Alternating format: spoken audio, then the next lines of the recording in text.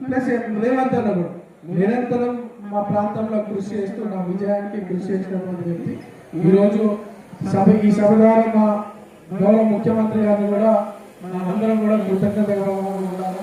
ఎందుకంటే ఈరోజు ఒక ఎమ్మెల్యేగా ఉన్నానంటే ఆయన ఆశిష్యులే. ఒక పక్క ప్రజలు ఎంత పేరున్నా ఎంత ఆర్థికంగా బలపడినా సరే అవకాశం రావడం కూడా చాలా ముఖ్యం. ఈరోజు కాంగ్రెస్ పార్టీ అవకాశం ఇచ్చింది. అవకాశాన్ని స్వీకరిస్తూ మా ప్రాంత ప్రజలు నన్ను పెద్ద మెజార్టీతో గెలిపించడం జరిగింది.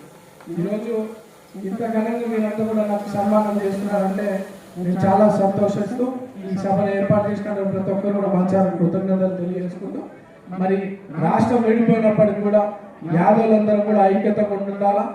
యాదవులు ఉన్నత స్థాయికి రాజకీయంగా కానీ వివిధ రంగాలు ఎదగాలంటే కూడా మనమందరం ఐక్యతగా ఉండాలా, అవగాహనతో ఉండాలా, ప్లస్ విద్యాపరంగా కూడా సక్సెస్ కావాలని చెప్పి కోరుతూ మరి ఇంత గొప్ప కార్యక్రమాలు ఏర్పాటు చేసినటువంటి ప్రతి ఒక్కరికి మంచి ధన్యవాదాలు తెలియజేస్తూ న్యాయం ధర్మంతో ఉండండి. వీలైనంత సహాయం మీరు సమాజానికి అందించండి.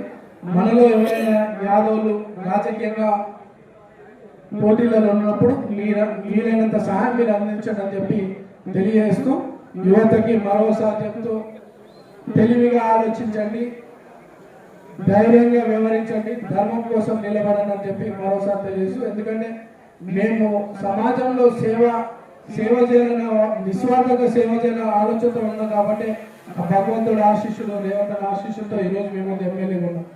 ఇంకా మీ ఆశీస్సులతో ప్రజల సేవ చేస్తూ భవిష్యత్తులో ఉన్నత పదవులు భగవంతుడి ఆశీస్సులతో వస్తే ఇంకా వీలైనంత సహాయం సమాజానికి అందిస్తూ యాదవ్ కమ్యూనిటీని కూడా బలపరచడానికి నిరంతరం కృషి చేస్తానని చెప్పి తెలియజేస్తూ ఇక్కడ ఆంధ్రప్రదేశ్ ఎక్కడైనా సరే ఆంధ్రప్రదేశ్ యాదవులు ఏ సహాయం కావాలన్నా హైదరాబాద్ లో చిన్న శ్రీశైలం యాదవ్ గారు ఎట్లా మీకు ఉన్నారో అట్లనే ఈ రోజు ఈ సోదరుడు నవీన్ యాదవ్ కూడా మీకు సపోర్ట్ గా హైదరాబాద్ లో ఉన్నారని చెప్పి గుర్తు చేస్తూ యాదవ్ల దాదాపు లక్షల మంది ఉంది. ఈ రోజు నేను ఒక్కనే ఎమ్మెల్యే బీఆర్ఎస్ నుండి తలసాని సీనియర్ ఉంటే కాంగ్రెస్ తోటి నేను ఒక్కను.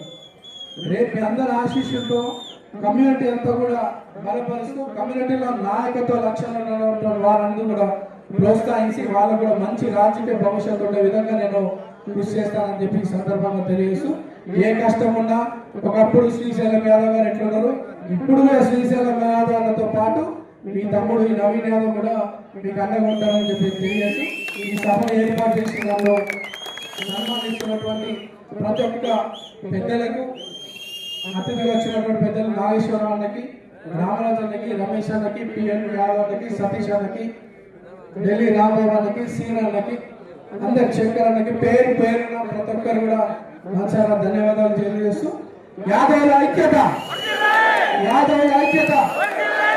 మీకోసం ఎప్పుడో మీ సేవలో మేము మా కుటుంబం ఉంటుందని చెప్పి మరోసారి తెలియజేస్తూ థ్యాంక్ యూ సో మచ్.